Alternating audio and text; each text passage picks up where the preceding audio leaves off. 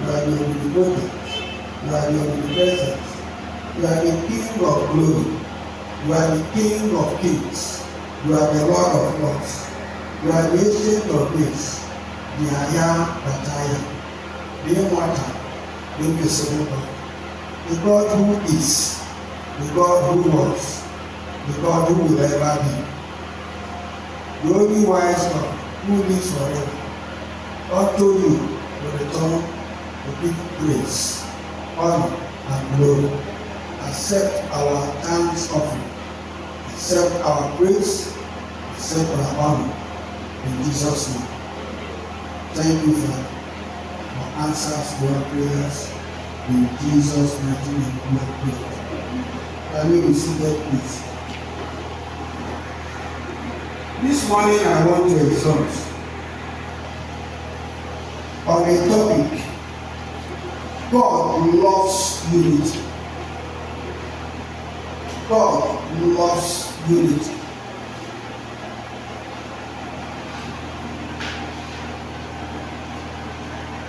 And through scriptures, through the Genesis to Revelation, God, and through our Lord Jesus Christ and the Holy Spirit, keep on telling us that Him and His Father is one. And where there is unity, whatever God decides to do as a blessing, He blesses. The creatures abound in all things, saying that if two of us shall agree on any matter, that matter shall be established.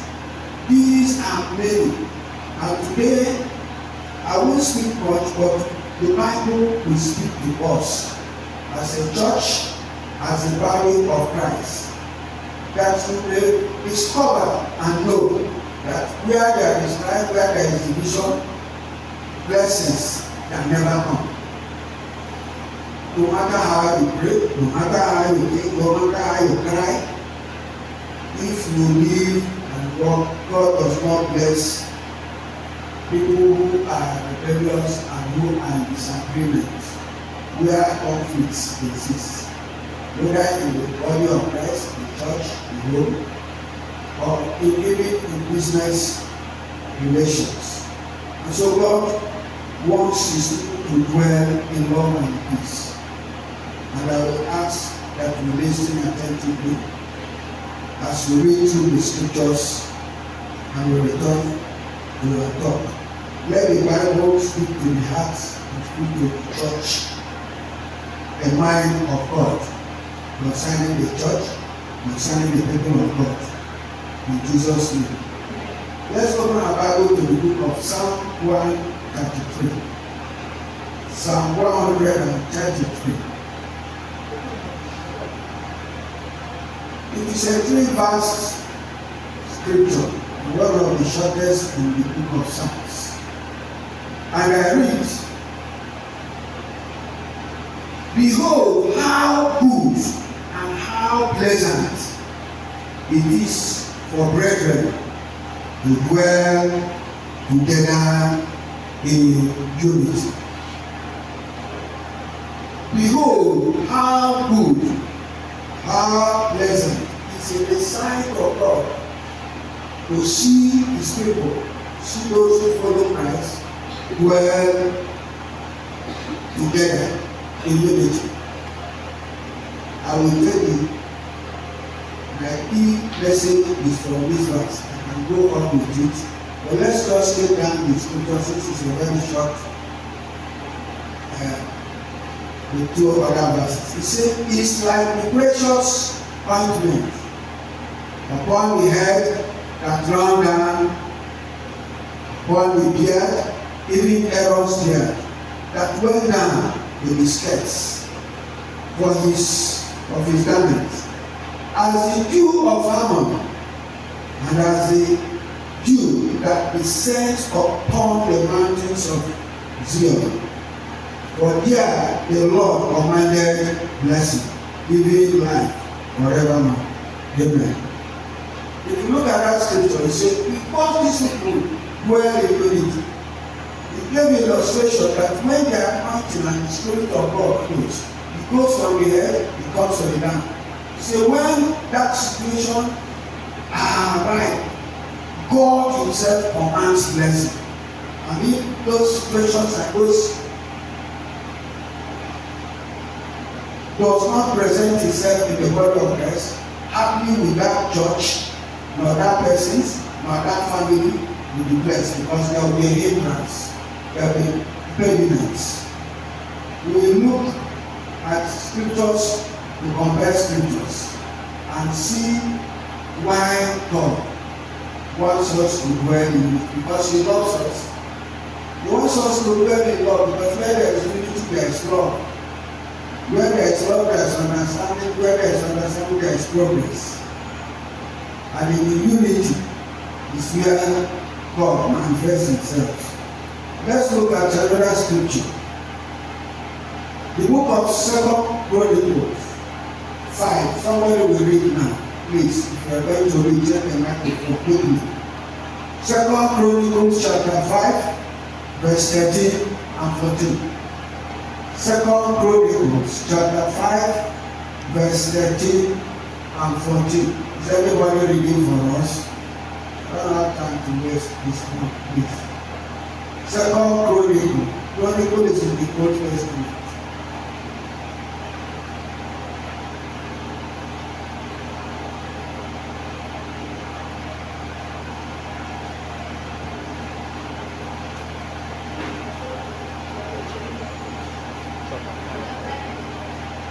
Second Chronicles chapter 5. Come, take this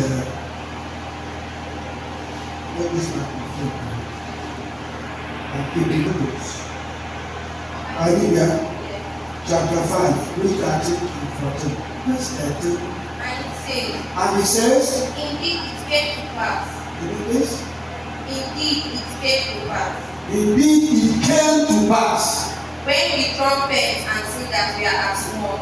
When the trumpet and the singers are one, they were one. What spirit? Unity. Yes?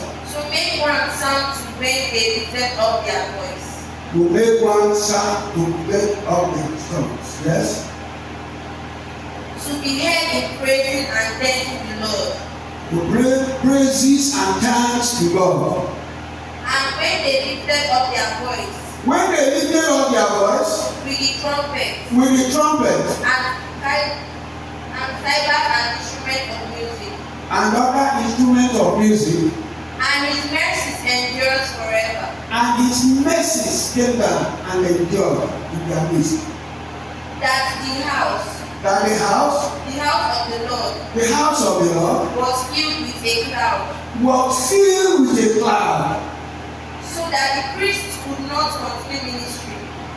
So that the priests could not even be able to speak, because the glory of the Lord filled the tabernacle. Because of the cloud. Because of the cloud of glory. For the glory of the Lord filled the house of God. For the glory of the Lord filled the house of God. If you are a musical director or instrumentalist, you know that the tools and all the instruments, if they go in harmony, they will produce a very wonderful tool. And he says he was using that as an illustration to teach on how God blesses unity. He said, let the instrument of worship be in tandem and agreement, including the voices of those who are going to minister in those songs. And therefore the Spirit is one. In the book of Genesis, the God Almighty came to understand that if men are one spirit, one accord, there is nothing they begin to do that will not be able to accomplish. And that was what they did when, because their unity was for an evil intention, they started it. That was the only way to stop them when they began to build the Tower of Babel. And And they saw that if you allow these ones, because they are in agreement, they will be able to accomplish their purpose. And what was their purpose? They were building a city until they will reach where they think that God is dwelling. And God saw that as an instrument of disobedience and rebellion. And the only way you can dismantle that is to cause them in disagreement. And that's why the languages came to differ. And because they can't hear themselves again, they were in disarray. And they couldn't embark on that project. I'm just using that to show you how it is in the sight of God if the body of Christ, if the people of God. If you go through our text which we read this morning as our Bible reading in the book of Ephesians 6, 1-10. God has set everything in order, and it starts with the family. Everything he wants, how he wants the family to arrange themselves and behave and align and agree, and everybody take his position. Don't assume another person's position. That's how God is a God of families. He doesn't like discomfort and conflict and disunity. And that's in very time because it is the work of the body. Praise the Lord. The spiritual truth is expressed when Jesus himself said, because of this, he prayed for the church, he prayed for his body, he prayed for all that shall come to know Christ, even when they have not come, when they have not believed, when they have not even become Christians. He prayed ahead and said, in these ones, this prayer and offering, that he shall also bring these ones, make them combine their faith, live in love, live in unity. I will bless them. And so, as soon as somebody has received Christ and Savior, that is your new family, the church, which is the body of Christ. You are integrated into it, and you are taught the love, the holiness, wisdom, knowledge of God, and you are expected to behave in that manner if you want to receive mercy. Let's look at the Bible in John chapter 17. John 17, 20-21. John, the book of John Gospel, chapter 17, verse 20-21. Yes? And he says, I do not pray for this alone. I do not pray for this my disciples alone, but also for those who will believe in me. But also for those who will believe and come to know Jesus Christ, including you. You were not there when Jesus was physically on earth, but he has prayed ahead and talked to the Father that those who will listen, who will receive him as the Lord and Savior, these prayers I offer, please let it work in their life. Yes, what was the prayer? Who will believe in him through their words. That they may believe in him through their words, the words that the preachers, the evangelists, those who went to go and minister and call people into the kingdom, let them believe in the word. Yes? That they all may be one. That they all may be what? One. As you, Father, are in me. As you, Father, me and the Holy Spirit are one. And I in you. I will be in them. That they also may be one in us. So that these ones will be one in us. That the world may believe that you sent me. That the world may believe that you sent me. You see, it is in unity that the church progresses, the church increases, the church expands, the church is established, the church grows. in leaps and bounds, because there will not be despondent too. There will not be wrong messages, because the Spirit will be in charge of such assembly in such a. We used to sing one song, so when Jesus is in a family, it is a happy home. If Jesus lives there and runs the home and is the Lord of the home, everybody will fall into line. Everybody. Because everybody is answering to the one who is on top, who is the master himself. And therefore, we come to know through this that if the church, Jesus says, if they pray that his followers should be established in love, established in holiness, and in unity, he knew that the Holy Spirit could not operate in the midst of where there is division, where there is confusion, where there is conflict, where there is stress, where there is anger. Holy Spirit cannot operate there. Situations that does not glorify God. This truth, Jesus said, preach to them, tell them this. You may be praying, you say, preaches. God, they hear prayer, but you are not obedient to his words. And by the way, those who strive, those who fight, he said it's because of ego, ambition, and desire that makes people quarrel and fight among themselves. Superiority, battle, when we see strife inside the church. Everybody wants to be noticed, everybody wants to take office, everybody wants to be visible. You enter the department, you want to become the leader. Nobody wants to serve. But God does not look at those things. He looks at their hearts, whether you are in line and in two. Are you one with him? Then you will benefit. Do you obey his words? Do you receive his words? Do you do them? Then God hears your prayer. Then God responds to your prayers. Then God administer his blessings.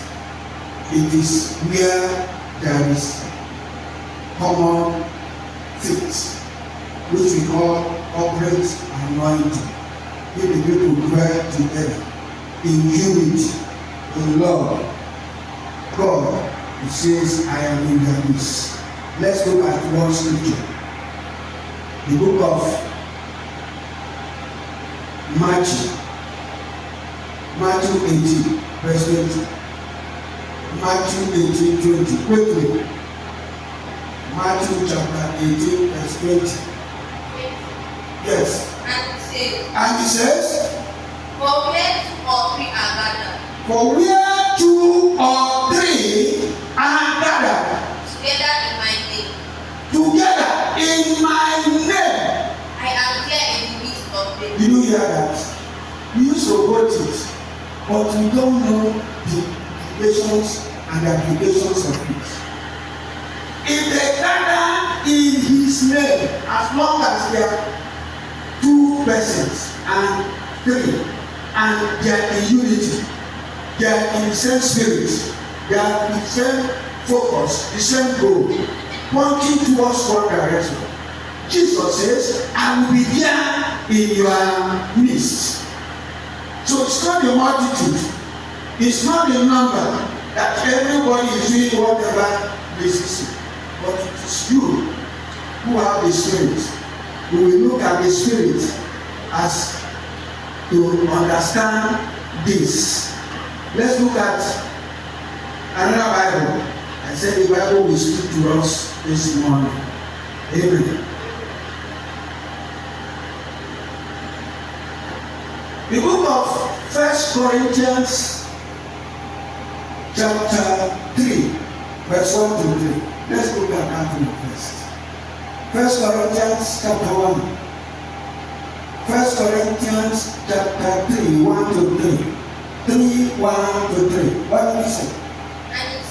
And he says, and I, brethren, would not speak to you I will not speak to you as spiritual people, as a spiritual people, but as carnal, but I will speak to you people as a carnal.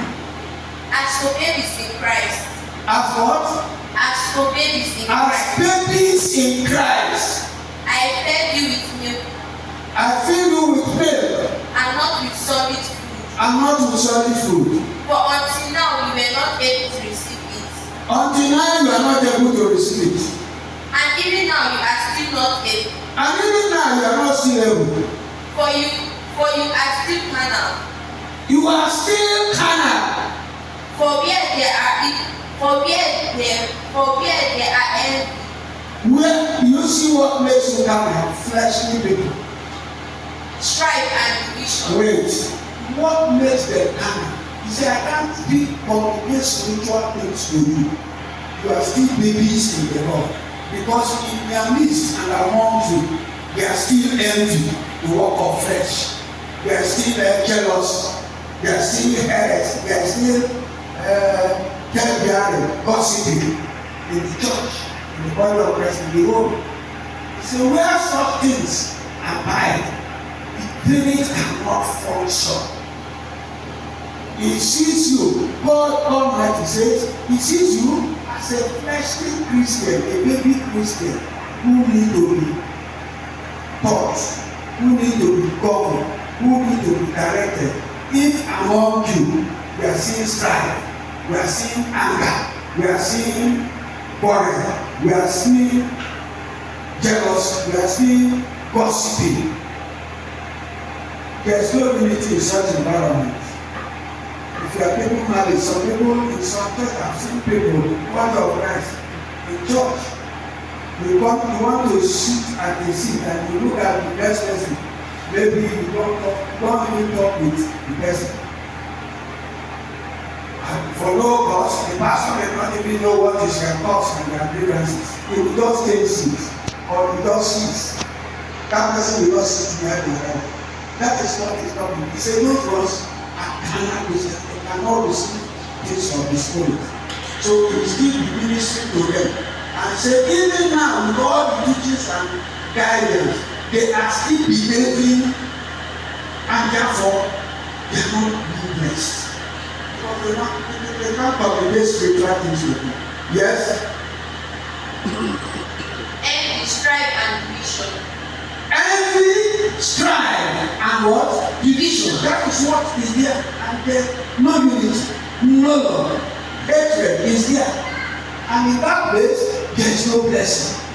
In that place, you cannot receive the operations and the mercies and the work of the Holy Spirit because of those things, elements that represent the flesh, which makes you a carnal Christian. Praise the Lord. Yes? Among you, are you not carnal? Among you, these things exist. He is not asking you, are you not carnal if it exists in the midst? Yes? And behaving like men. You are behaving like what? Mere men. Mere men. Meaning that you are behaving like ordinary men. The people of the world. And therefore, you cannot receive. And you see what gave us? Your blessings, your prayers. You pray. Meanwhile, you're quarreling, you're fighting on yourselves. And you think God will hear. No. You must go and make your home right. Praise the living Lord. Let's look at another scripture.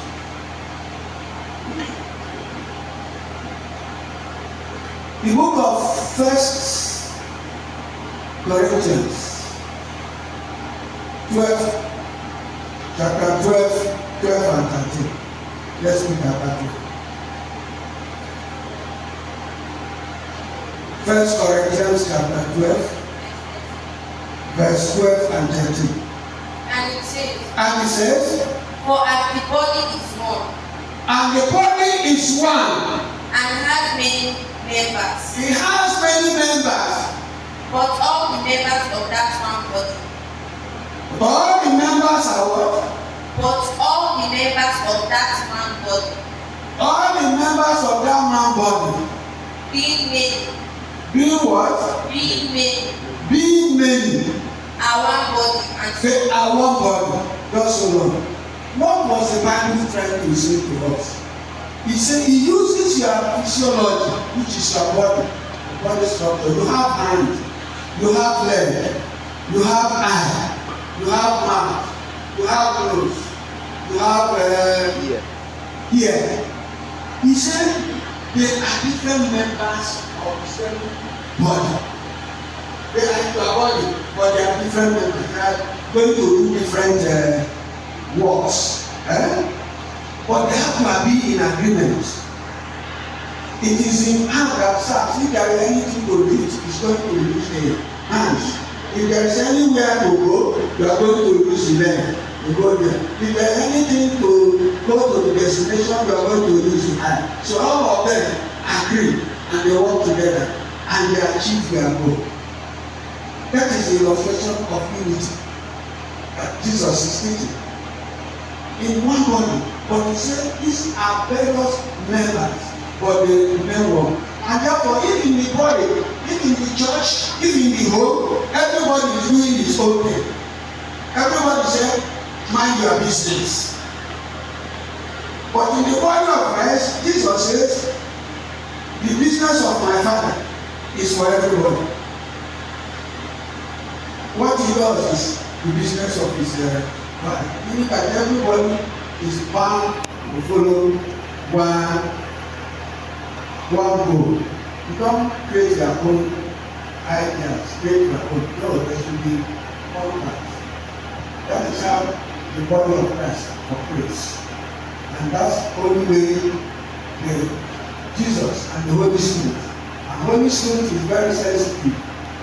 He will not operate once there is a division like I said, he will not work there. He will not admit it. That's why Jesus will say to you, you will not offend the Holy Spirit. It's very sensitive. Jesus will accommodate, will tolerate, will bear, but the Holy Spirit will not take that. If you want to enjoy the mercies, the grace, the love, then you must have love. And Jesus teaching on love says, if you say you love your neighbor, the one you have seen, you must be in agreement. You cannot belong to a church or to a fellowship or to a body. You are doing your own thing. You can't. Praise the Lord. If you want to receive from God, that is his principle. That is his way. And Jesus will always say, Father, teach them your way. And it is given to the body of Christ to know the way of God, which is different from the way of the world. Yes? For by one Spirit you operate. we were all baptized into one body. You were baptized into one body. Whether Jews or Greeks, Whether they were Jews, whether they were Greeks, whether slaves or free, whether they were slaves, whether they were free men, and have all been made to drink into one Spirit. they have all remained. That is how the church is run, the body of Christ. It brings them from whether you are this, doesn't care your class, your status, your personality, your height, your tribe, wherever, whether you are Jews, wherever you are Gentiles, wherever it is. Once they bring, because it is one Spirit. He said we drink from one Spirit. And so they are bound by that Spirit. And that Spirit is what Jesus wants in his church. Because he's the head of the church. And you, as members, are body of Jesus, which must align and agree with you. If you must prosper, if you must receive blessing, if you must grow, you will hear and respond to authorities which have set over you. You put them there. You cannot be wiser and more righteous than Jesus. Praise the living God. And finally, read the book of 1 Corinthians. Yes, students. 1 Corinthians chapter 1. 1 Corinthians chapter 1. You will read from verse 10 to 13. 1 Corinthians chapter 1. And it says, now I plead with you.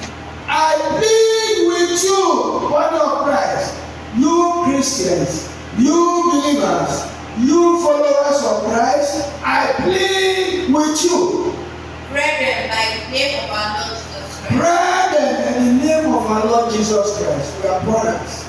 We are the same family. We are family. It's the church, it's the spirit, the family which God has formed around you in one spirit. This is your new family. This is not a bloodline. In the church, we are bound to the children of God by spirit. We are brothers by spirit. And he said, I plead with you.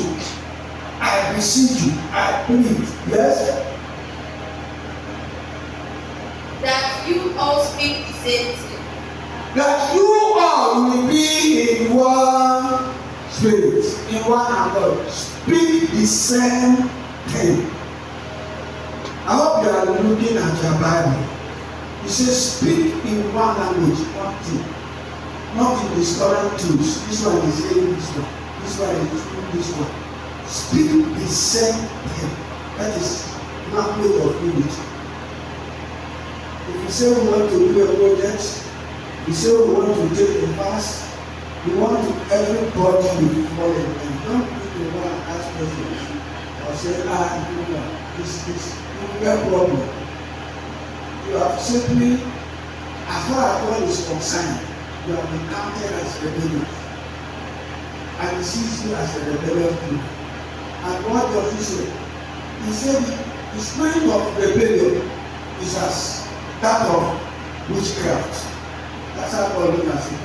When you are rebelling, you have order, you have authorities in the church, and they are told you, this is the way, this is what all of us want to do. To make this work easy, to advance this cause. He said, let it be one language if we must attract God's attention to it. I believe I'm talking to a church. Yes? But that you be perfectly joined together. That you will be perfectly joined together. In the same mind and in the same judgment. Did you hear that?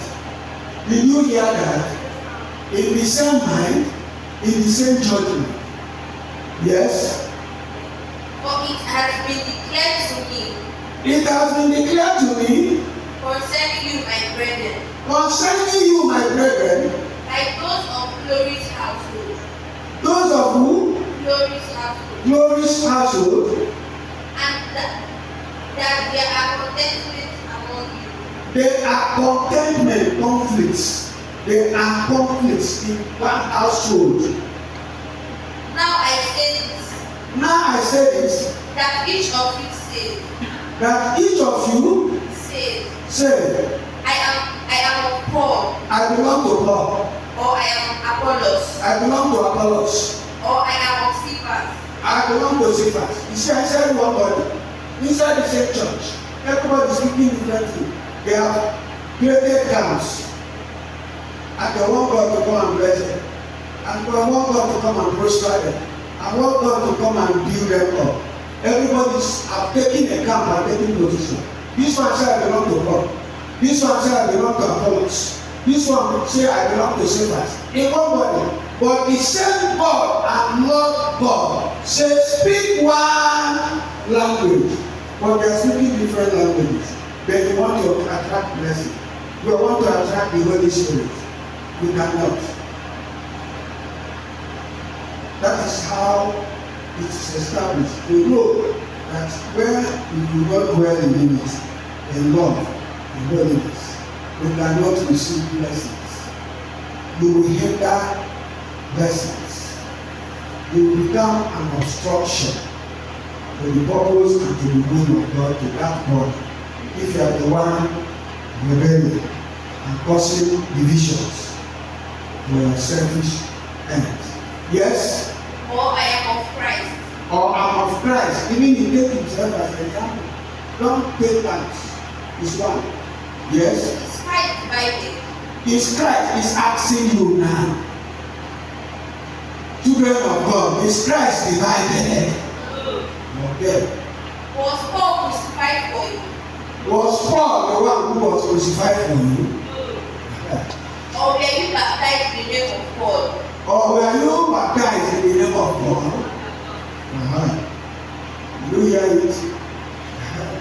I end my matter. I finish. I close the meeting. We pray. I told you that the little things that God has put in place that we don't even need to stress ourselves. Five, we want to receive God's blessing. We want to receive God's direction. We want to receive God's message. We want to receive God's favor. You will say, oh, keep your when you fast, kill yourself, you shout, you do this. But there are many things in the thing that God says, let this thing be seen and be among you for you to receive my attention. And those things are not in place. Then you are doing your own thing. You are fighting. You say you pass it for 100 days. You do this for this. You do that for this. God will hear prayer. God will answer prayer. And the Bible will say to you, if the foundation is strong, what can the righteous do? What can thinking and believing that we are building a church that is full of knowledge, so that we don't need to know everything that we see in Christ is grace. It's by His grace, His blessings.